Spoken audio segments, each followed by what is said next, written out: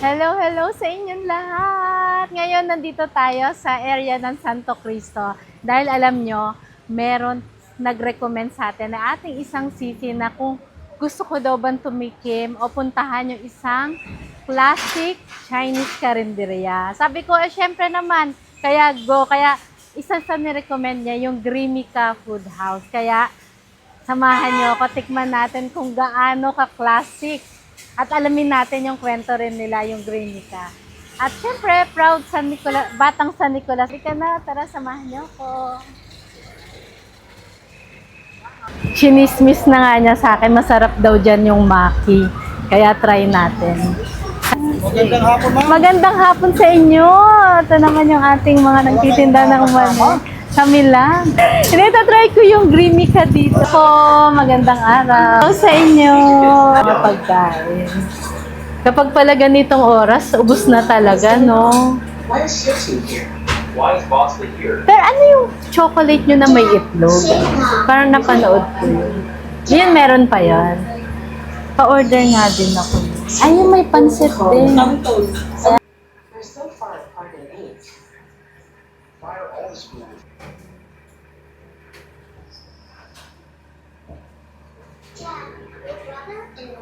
Down here.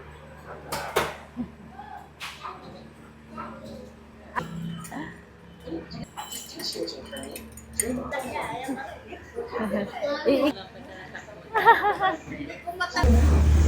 old is it? I never realized the nutrition. I just love Thanks for giving me. Releasing. Ako, may nag-recommend kasi sa akin na isa daw to talaga kung gusto mo makatikim ng very classic na Chinese karinderya. Ang tagal na pala nito dahil. Si tatay mo pa po ang nag-andal. Tapos kayo na nagtuloy. Kaya gusto ko rin matry. Thank you po. Anong pangalan mo, may kuya? Yonard. Thank you, Kuya Yonard. Nandito na tayo sa Grimica. Matitikman natin yung classic Chinese karinderya. Medyo nakakalungkot lang kasi pagdating natin na yung hinahanap kong pagkain. Pero but still nandito pa rin yung halo, yung tofu, yung pancit canton. At syempre, sa madalas nanonood ng ating video, hindi nawawala sa atin yung Spanish latte, di ba? Pero ngayon, meron tayong titikman na chocolate butterroll na very unique kasi nilalagyan nila ng itlog dito. Kaya tikman natin kung ano yung difference niya doon sa yung walang itlog.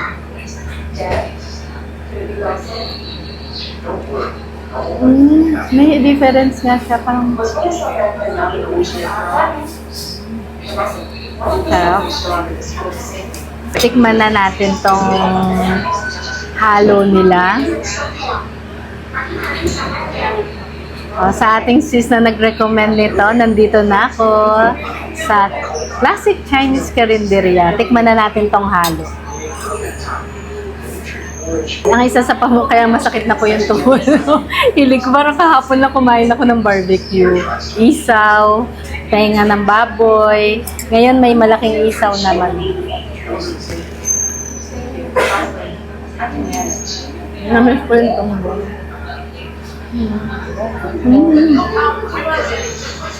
Grabe, parang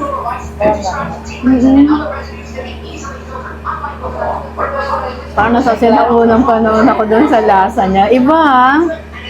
As in, promise.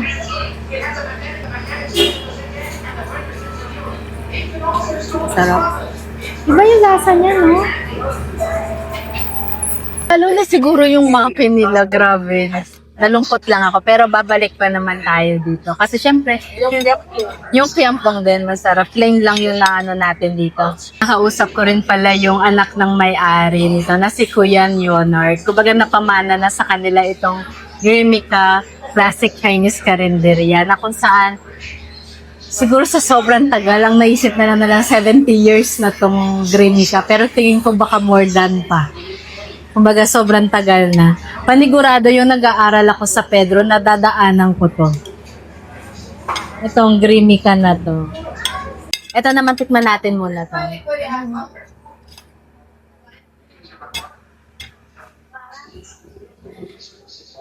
Sasabihin nyo, tofu, simple, simple. Pero, syempre, kailangan masarap kahit simple lang, di ba? Kaya tikman natin tong tofu kung paano nila napasarap yung, yung tofu nila dito.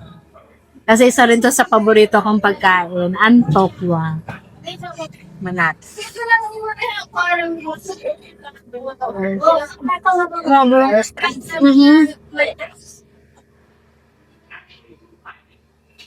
Sarap.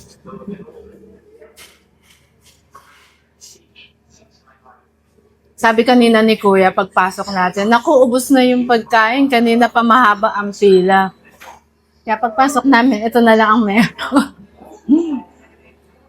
Tinanong ko kila ate, anong oras ba yung mahaba ang pila? Usually daw talaga ang haba ng pila nila ay lunchtime.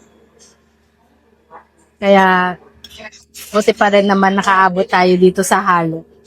Sa paborito na. Ito na naman ako, dapat taken, pero mauubos ko ya. Sarap yung tofu.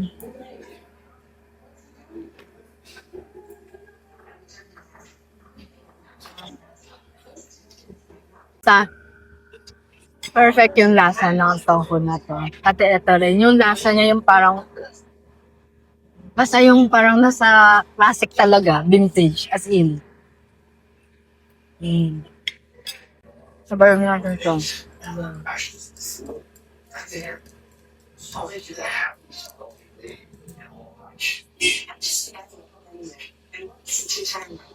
Sarap nito. As in.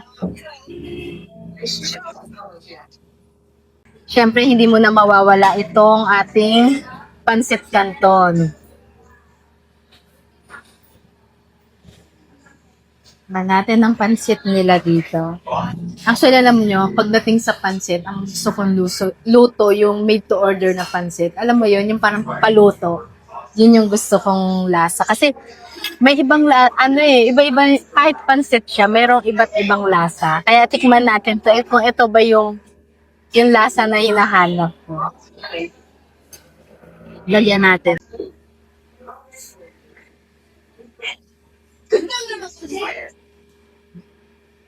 Lagyan natin ng fishball. Sino pa ba dyan yung naglalagay ng fishball sa pancit nila?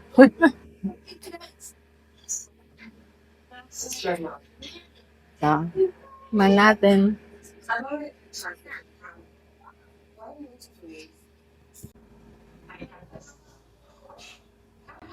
Ang lasa naman niya, parang ano ka, yung, syempre nasa Chinese na rin nila tayo, yun talaga magiging lasa niya, yung gano'n. Masarap. Di ako nagsisi dito sa Green pa. Pumunta tayo dito. Halungkot lang kasi wala yung maki, wala yung yampong. Pero but still, yung patatim. Pero but still, meron tayong choco batirol with egg. Very unique ah. Very unique. Di ko, yung pinapanood ko siya actually, sabi ko, anong lasa nun? Masarap kaya, sabi ko lang, may itlog. Pero yung natikman ko siya, sulit tikman talaga. At syempre itong halo kung tawagin. Dahil since mahilig ako sa laman loob. As in. Kaya yung lugaw ni Bay. Siningit si lugaw ni Bay. Para?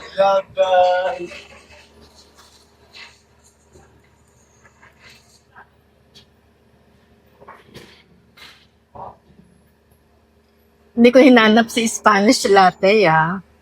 Mukhang may tatalo kay Spanish latte. At matcha.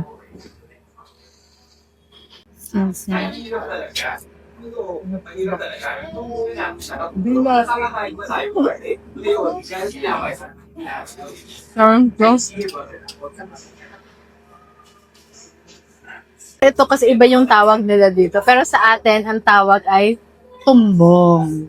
Pero ito mas, grabe.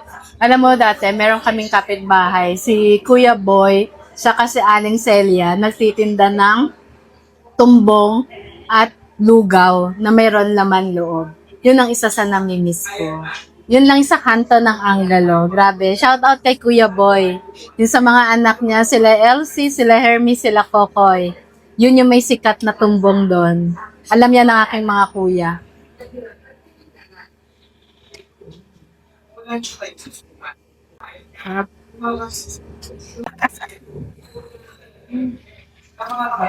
Oh, sa mga nag-crave din dyan ng classic Chinese karinderya, punta na kayo dito sa 671 Santo Cristo, Labisares, San Nicolas. Mga kapitbahay, mga batang San Nicolas, punta na kayo dito. At syempre, hindi lang sa ating mga batang San Nicolas, kundi rin sa lahat ng mga taga Maynila at kung saan lupalop ng buong Pilipinas at ng buong mundo.